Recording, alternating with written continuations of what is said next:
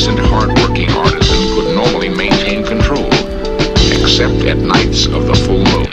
Although everyone's affected by cosmic forces or geophysical forces to some extent, some people are in fact more susceptible to the triggering effects of these geophysical stresses than other people.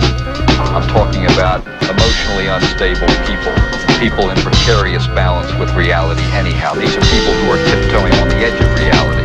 Borderline personalities, manic depressive, borderline schizophrenics, emotionally unstable individuals. These people seem to be uniquely susceptible to the triggering effects of geophysical or cosmic stresses. Anything may be enough to push them off. Several cities. In each, he found evidence that violence waxed and waned with the moon. These peaks of violence of the full moon, and again at new moon, correspond to the times of highest tide. Could it be that some human beings go insane at high tide?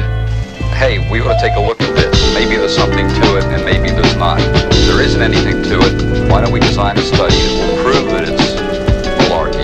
If there is something to it, then we may be able to make a valuable contribution to preventive psychiatry and criminology. So I set out to design such a study. What we did was to examine the murders over a 15-year period in relation to the moon phase cycle. This study was the first time that adequate computer methodology using data samples over a long period of time and from different geographical areas were used in order to obtain our results. What we found was a highly statistically significant increased frequency of murders, both at the full of the moon and the new of the moon over a 15-year period. If someone knows that they are uniquely triggered by the phases of the moon or by some sunspot activity, they may want to stay out of crowded places. They may want to avoid the bars. They may want to lock up their weapons at home.